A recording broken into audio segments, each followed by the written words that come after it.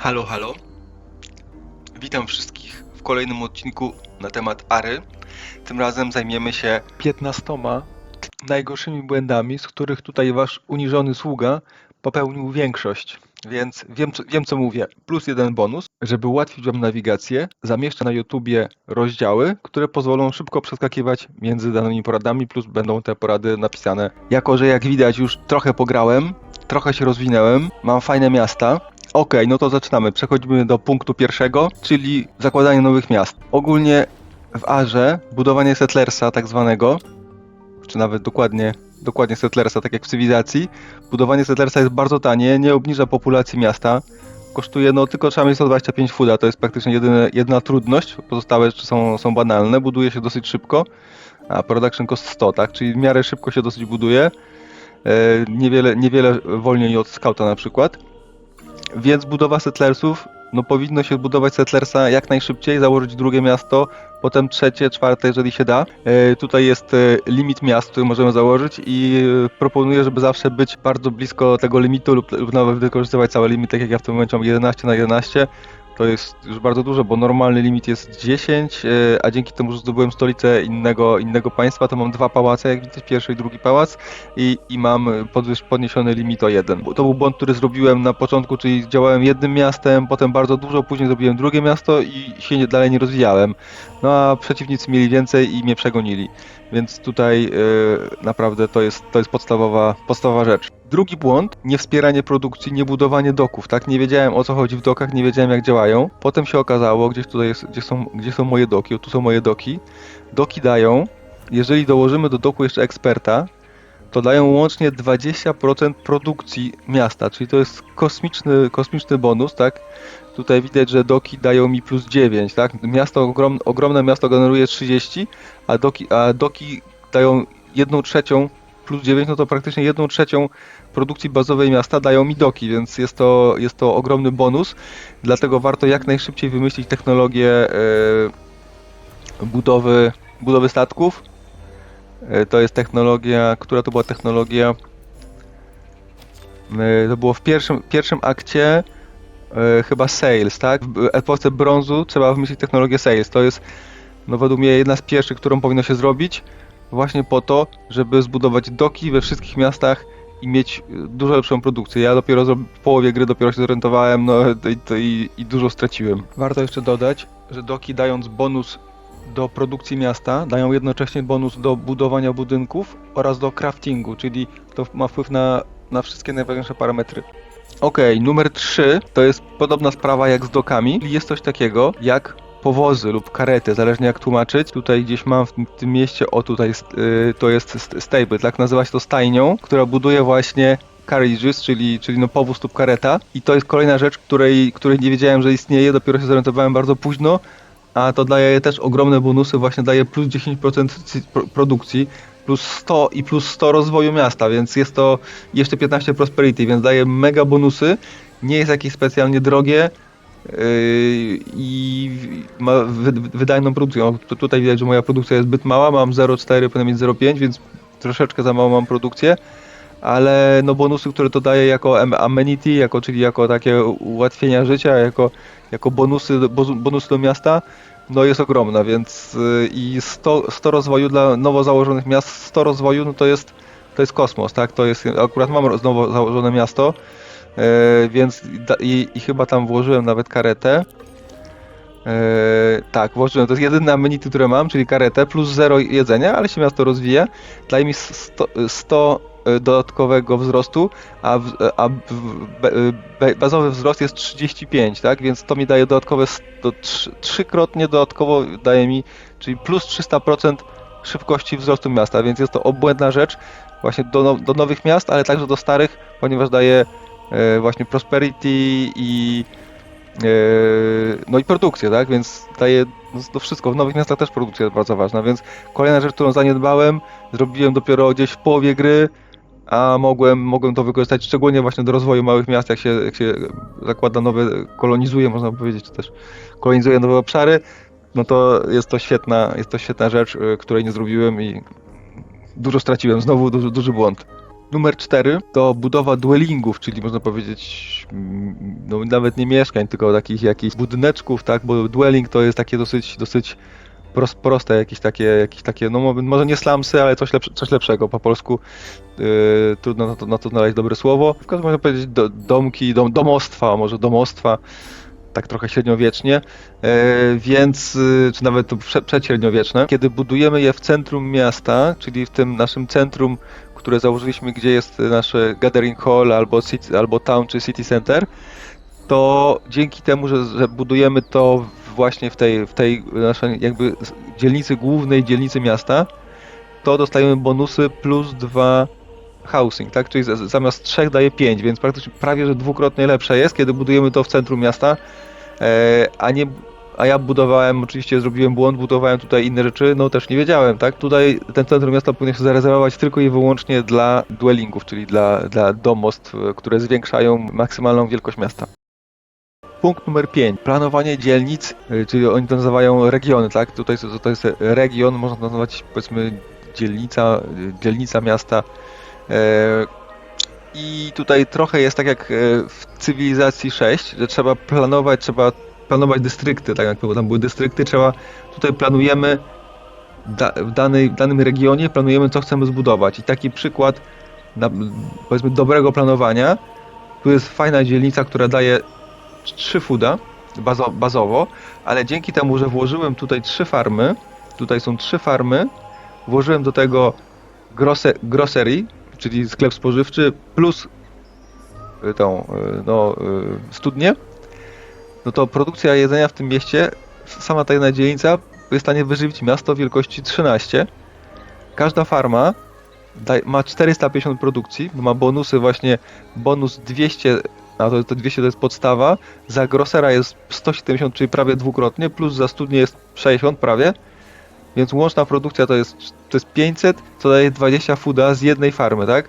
A takich farm mam 3, więc każda daje to już 60 fooda, czyli no może jeszcze nie wystarczy do wyżywienia tego miasta, daje połowę, ale dla miasta wielkości 13. Mam tylko taką jedną dzielnicę, plus dodaję jakieś amenities, które dają na przykład plus 30 food, tak dalej, albo tutaj plus 5 food festiwal i miasto ma plus 30, więc jest po prostu rozwija się błędnie. No wiadomo, że te inne dzielnice jeszcze coś tam dodają, jeszcze mam jakieś inne farmy, nawet jak nie ma, tutaj jedna farma produkuje fooda, tak, poza tą dzielnicą, a tak to mam tylko, aha, tu jeszcze druga. No więc tak, warto stworzyć takie dzielnice, które zawierają farmy plus grocery, ewentualnie w poprzednich epokach, zanim jeszcze będziemy mieli grocery, to też jest warto wymyślić jak najszybciej. Możemy dodać studnię, która daje 100% bonusu, grocery daje 150% bonusu, ale jeszcze daje 100 bonusu do wydobycia, znaczy do uprawy roli, ale jeszcze dodaje tego 5 bonusu do happiness za każdą farmę. Czyli jeszcze mamy z tych 3 farm jeszcze 15 happiness, daje jakieś mnóstwo. Tutaj plus 10 bonus happiness, plus 10 bonus happiness for each farm improvement. Daje 3 razy po 10 i 3 razy po 5. Jakiś obłęd. To ciekawe czemu, jeżeli zarówno studnia, jak i grocery daje 100%, to jednak bonus z grocery jest dużo wyższy niż ze studni. Jest 3-krotnie wyższy z grocery, więc można zrobić 4 farmy, 1 grocery, tak jak tu zrobiłem 3 farmy, studnie. Praktycznie studnia, no może nie daje tyle co farma, ale daje bonusy do wszystkich 3. Chyba jednak się opłacałoby zrobić farmę trochę bardziej, ale studnia też działa ładnie. Jakbym co, to zawsze mogę studnię przełożyć i zrobić tutaj farmę.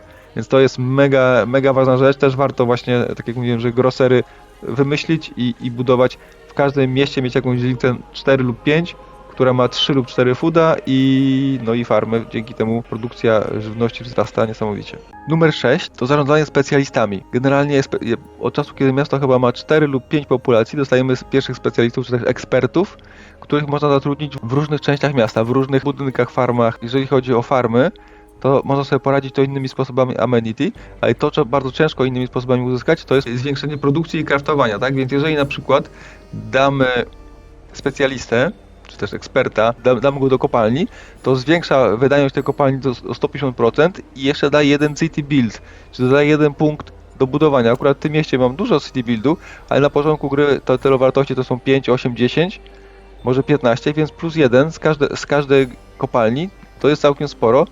I tu się akurat nie wyświetla, bo to się wyświetla dopiero wtedy. Myślałem, że właśnie to jest błąd, że tutaj nie pokazało mi tego city builda, ale kiedy wejdziemy, zobaczymy, jak to wygląda podczas budowania danego budynku, to widzimy, że właśnie dodają po jeden, każdy Stone Pit daje po jeden, z jednym ekspertem daje jeden, Stone Pit, czyli taki kamieniołom, kopalnia daje plus 2, kiedy ma 2 ekspertów, więc na początku gry to są mega bonusy. Druga rzecz to jest tak samo na początku gry Lodging Camp, tak, czyli taki prosty tartak. To tutaj też jest specjalista i ten specjalista daje plus 5 do City Craft, tak, czyli w danym mieście wszystkie craftery, wszystkie produkujące coś budynki będą miały plus 5 szybkości, tak?